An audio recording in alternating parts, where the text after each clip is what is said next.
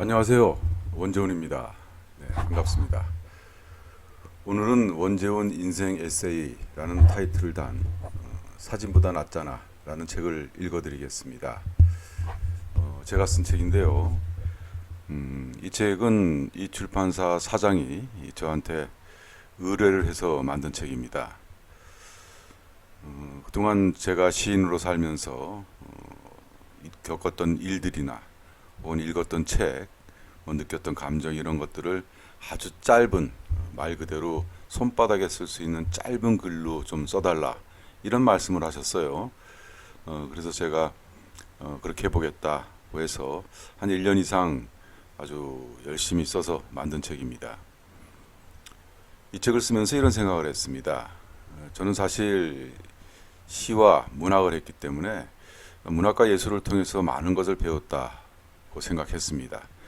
하지만 곰곰이 생각하니까 더 깊은 곳에는 바로 내 옆에 있는 스승이나 친구, 가족, 부모, 이웃들을 통해서 들은 단순한 이야기들에서 출발한 것이 아닌가 하는 생각이 들었어요. 그 단순함은 그 매우 복잡한 문제를 해결해주는 지혜로운 대답이었습니다. 때로는 아름다운 음악 소리도 같았고요. 말로 할 수 없는 감동을 주기도 했습니다. 보이지 않아서 더 잘 보이는 마음의 빛이라고나 할까? 그런 기분이었어요. 하지만 막상 이야기를 다 쓰고 나서 정리할 때 그때의 감동은 반감되고 말았습니다. 마치 여행지에서 아주 기가 막힌 풍경을 사진으로 찍었는데 집에 돌아와서 보니까 그저 그런 풍경이다. 이런 느낌들이 있지 않습니까? 그래서 그럼 이 책은 이발소 그림 같은 책을 한번 만들어 보자. 이발소 그림에 대해서 아십니까? 지금은 보기 힘든 풍경이지만요. 한 시절 저희 아버지가 다니던 이발소에는 항상 그림이 벽에 걸려 있었어요. 물레방아나 빛이 쫙 쏟아지는 숲과 같은 어떤 평범한 그림이지만 상당히 편안했습니다. 그 그림이 피카소나 고흐처럼 어떤 창조적인 명작은 아니지만 그래도 그런대로 의미가 있어 보였어요. 우리가 사는 것도 다들 명작을 그린다고 하지만 결국은 이발소 그림을 그리는 것이 우리들의 평범한 삶이 아닌가 하는 생각이 들었던 겁니다. 이발소 그림이 주는 평안감과 안도감, 그것은 마치 배고플 때 끓여 먹는 라면 같은 맛이 아닐까라는 생각을 한 거죠. 자, 그럼 지금부터 이 책 읽어드리겠습니다. 우리 헤어지지 말자. 살아갈수록 새로운 사람을 만나기보다는 알고 지냈던 사람과 헤어지는 일이 많다. 정년 퇴임을 한 선배와 오랜만에 밥을 먹고 나오는데 야, 우리 헤어지지 말자 라고 한다. 잠시 생각하다 미소를 지었다. 서로 신뢰하고 의지할 수 있는 관계가 결국 지속되는 삶을 견디는 힘이 아닐까. 무소의 뿔처럼 홀로 가라고 부처는 말하지만 속세는 더불어 함께 손잡고 가는 멀고 먼 길이다. 사진 보는 것보다 낫잖아. 병들어 누운 아내를 오랫동안 돌봐온 선배에게 물었다. 선배, 힘들지 않으세요? 그가 말했다. 그래도 사진 보는 것보다 낫잖아. 아내가 살아있어서 고맙다는 이야기로 들렸다. 그때 선배의 표정을 생각하니 한 장의 사진 같다. 삶과 죽음은 사진 한 장으로 이야기한다. 오래 남는다. 사진은 정지된 과거이다. 과거를 본다는 것이 슬픈 일일까? 작고하신 아버지의 사진을 본다. 젊어 요절한 친구의 사진을 본다. 모두가 흘러가고 거기에 남아있는 것처럼 보이지만 그때 그 실물보다는 조금 못하다. 감기에는 쉬는 게 최고라는 거 알고 계시죠? 나에게 이 말을 한 약사는 약의 효능과 더불어 다정한 마음을 처방해 주었다. 환자가 병원과 약국을 오가면서 느끼는 피로감을 그날 약사는 한마디의 말로 달래준다. 5,500원을 내고 약국을 나오면서 감기는 이미 몸 밖으로 날아가고 있는 중이었다. 뻔한 말이지만 말에 진정성이 담긴다면 그 말은 좋은 시처럼 감동을 준다. 하긴 좋은 시라는 것도 눈물처럼 툭 터져 나와 마음에 흐르는 그런 문장이다. 새로운 것보다 뻔한 것을 잘 말하자. 삶은 그저 뻔한 것들의 연속이다. 때와 장소에 따라 평범한 말이 세상의 어떤 독창적인 말보다 감동을 주기도 한다. 아무리 새로운 것도 언젠가는 뻔한 것이 되니까.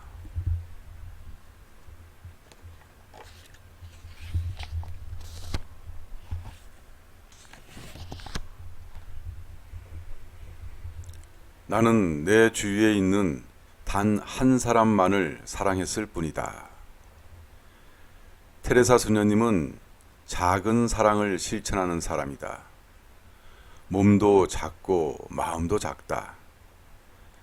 자신의 주위에 있는 단 한 사람만을 사랑했을 뿐이라고 그 말씀도 작게 하신다. 이것은 속삭임에 가깝다. 아우성보다는 속삭임이, 영혼의 울림이 크다.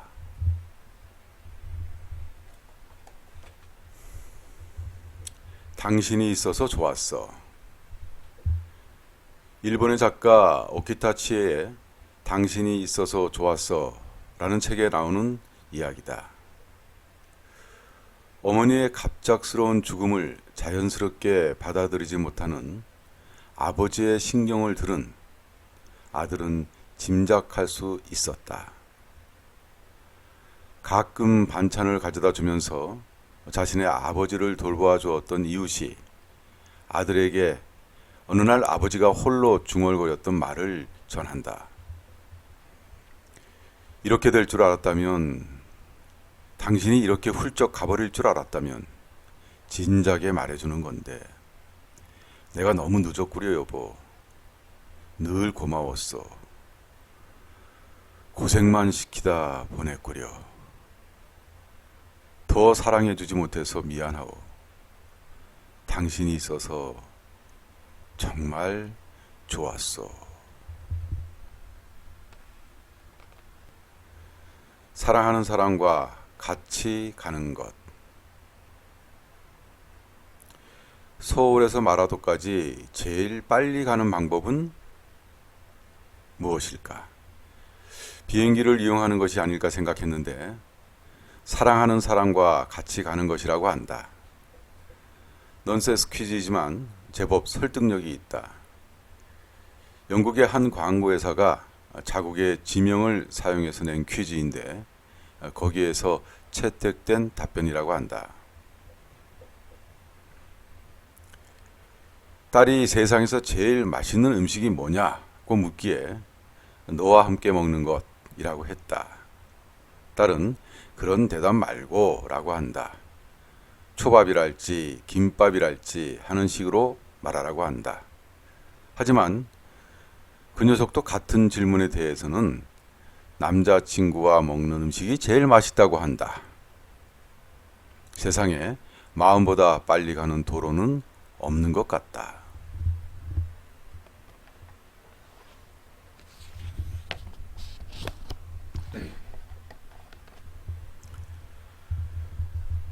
나는 네가 어떤 인생을 살든 너를 응원할 것이다.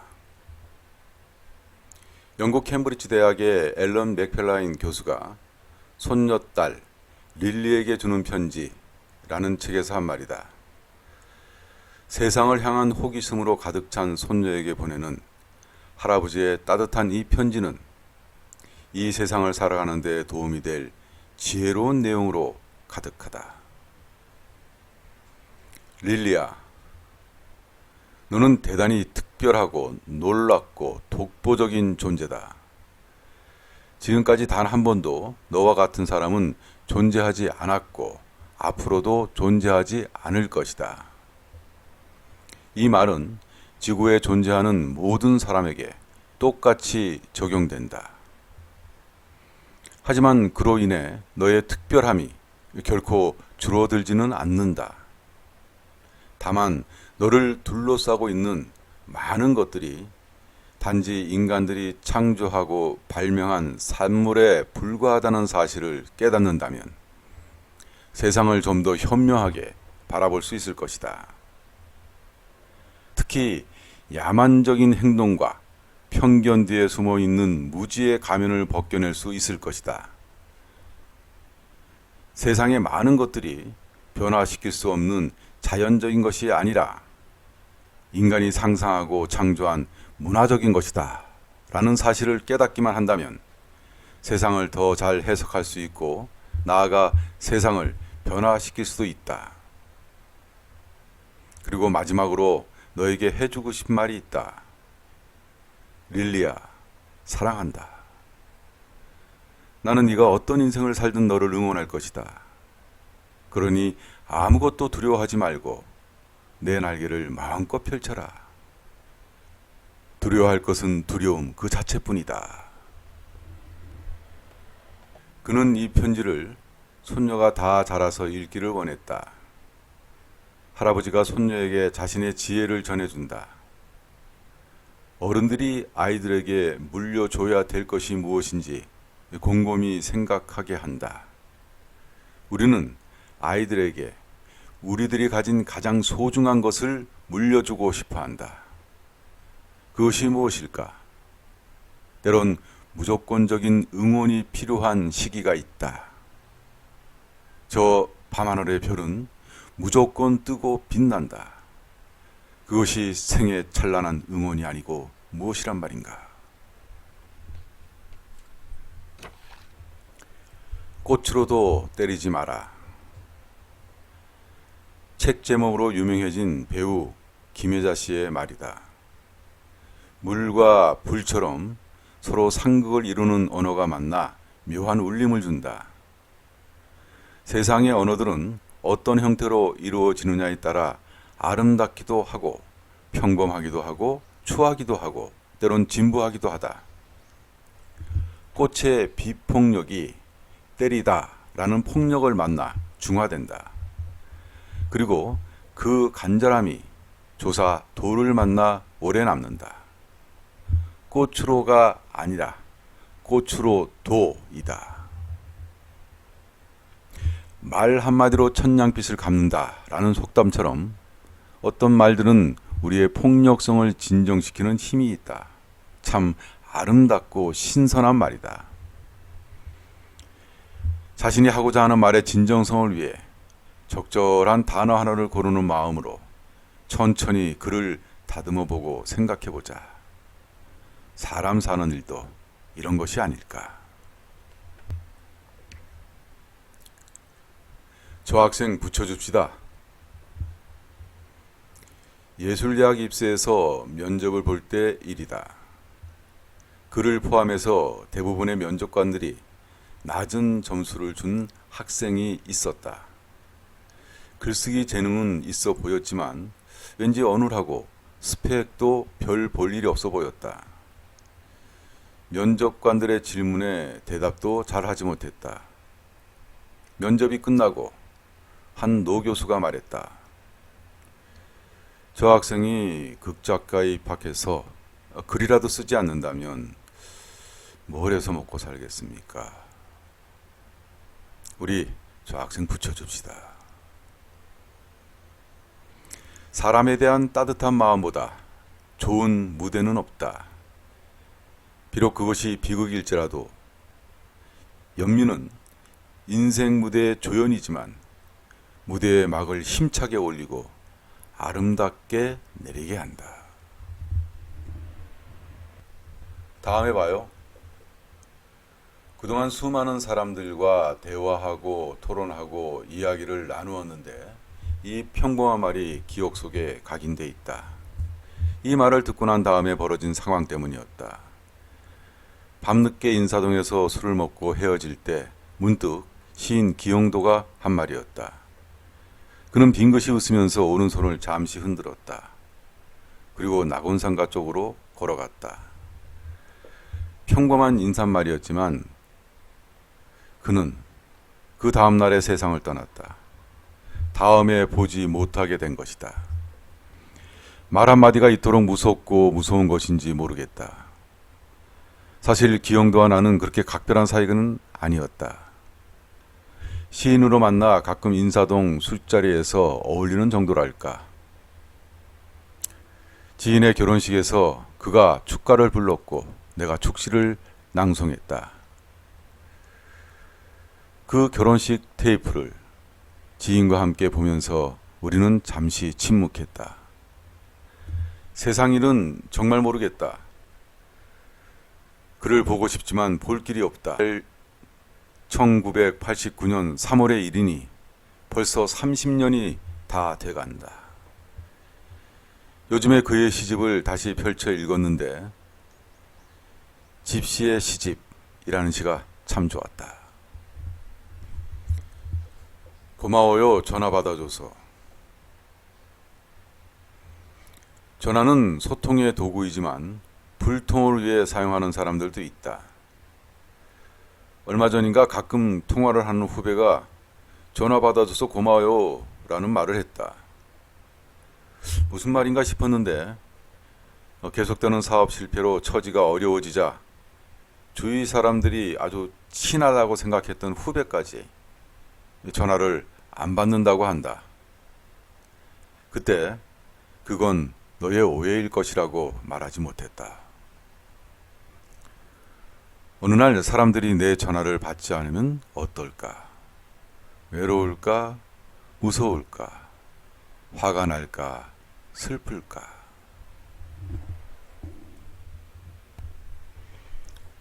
우리가 가야 할 가장 먼 길은 머리에서 심장에 이르는 길이다. 미국의 한 인디언 아저씨가 한 말이다. 저기 산이 있어서 산에 간다는 유명한 등반가의 말처럼 아무리 먼 길도 눈앞에 보인다면 기어이 갈 수 있다. 그런데 보이지 않는 길처럼 먼 길이 있을까? 머리로 깨우친 것을 심장으로 느끼는 것. 우리는 모두 그런 길로 가는 도정에 있다. 몸과 영혼, 과학과 종교의 괴리감을 좁혀주는 따뜻한 말이다. 사다리보다 너의 돼지등이 더 좋아. 고 신영복 선생은 출소를 1년 정도 앞둔 지난 1987년 전주 교도소에서 그림 엽서를 한 장 보냈다. 거기에서 나무에 매달린 감을 따려는 소년 둘을 그렸다. 그 옆에는 사다리가 버려진 채 있다. 소년은 다른 소년의 등을 밟고 감을 따려고 한다. 더불어 가는 사람들에 대한 그리움을 이렇게 그린 것이다. 사람에 대한 실망감으로 때론 좌절할 때가 분명히 있다. 그때 증오보다는 더불어 가고자 하는 공감의 마음이 필요한 것이 아닐까. 사다리보다 친구가 구부려주는 돼지 등이 더 좋은 것처럼 말이다.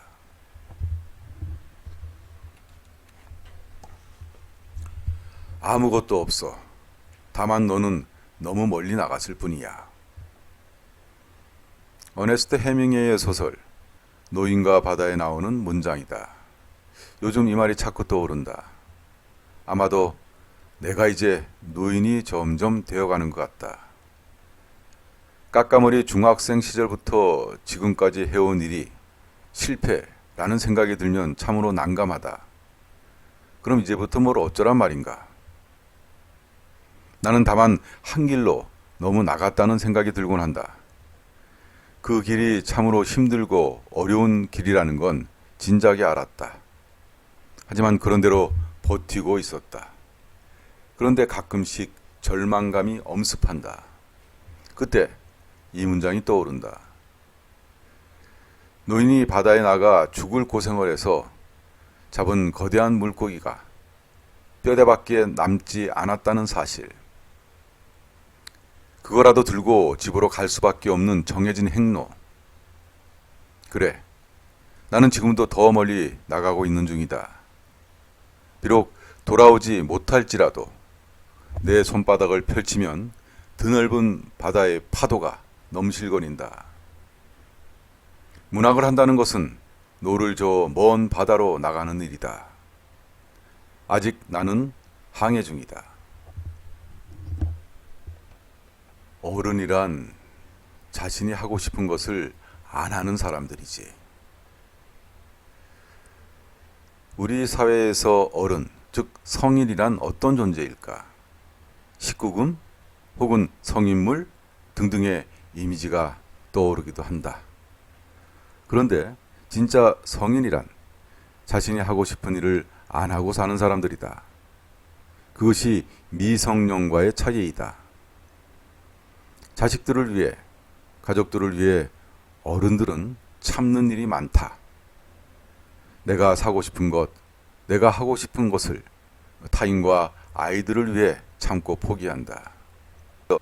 그동안 내가 무엇을 참았는지, 조금 억울하고 손해보는 것 같아도 그래서 내가 그나마 어른으로 살아갈 수 있었던 것은 아닌지.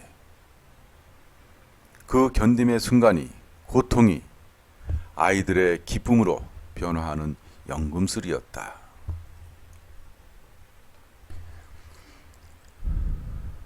잠깐 행복하겠네.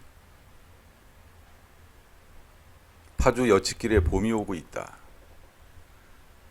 산수유를 사랑하는 아내가 파릇한 기운이 돋아나는 나무를 보고 무심코 말했다. 잠깐 행복하겠네. 혹한의 겨울바람이 휘몰아친 긴 겨울보다 더 어려운 일들이 사는 동안에는 많았다. 그래서 봄이 온다니 잠깐 행복하겠지. 우리의 희망이나 바람이 자세히 들여다봐야 보이는 산수유꽃보다도 작아 보이는데 올봄에는 그것들이 활짝 피어나기를 원한다. 뭐 그리 대단한 일도 아닌데 말이다. 멀리서 보니 산수유가 활짝 웃고 있는 사람들처럼 보인다.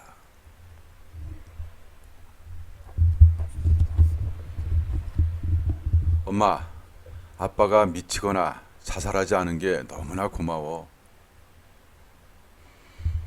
지난 시절 반정부 시위를 주도하던 친구는 남영동으로 끌려가 모진 고문을 당했다. 그는 같은 운동권 여학생과 결혼했고 두 아이를 낳았다. 하지만 지독한 고문 후유증으로 그 총명했던 친구는 병들고 생활에 적응하지 못했다. 부부는 생활고에 너무 시달리다 결국은 갈라서게 되었다. 그때 어렸던 딸은 항상 술에 쩔어 사는 아빠를 무서워만 했다. 하지만 이제 대학생이 된 딸은 가끔 지방 소도시에 혼자 사는 아빠를 만나고 온다. 어느 날부터인가 딸의 책상 위에 지난 80년대를 그린 소설이나 산문집이 보였다. 어느 날 아빠를 만나 긴 이야기를 나누고 와선 엄마, 아빠가 미치거나 자살하지 않은 게 너무나 고마워요. 희망도 절망도 같은 줄기가 틔우는 작은 이파리일 뿐. 기영도의 시 한 기절이다. 가을엔 하늘이 좋지만 낙엽진 땅바닥도 아름답다. 이파리가 떨어진 자리에는 한기가 서려 있다. 단풍 든 이파리는 희망도 절망도 모두 품고 생애의 가장 아름다운 모습으로 떨어진다.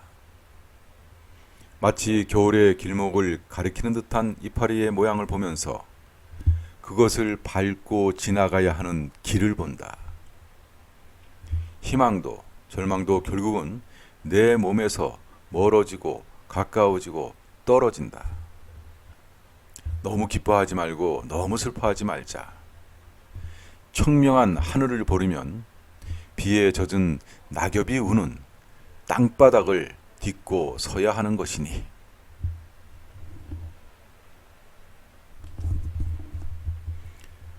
네, 원재원의 인생 산문집 사진보다 낫잖아. 오늘은 여기까지 읽어드리겠습니다. 고맙습니다.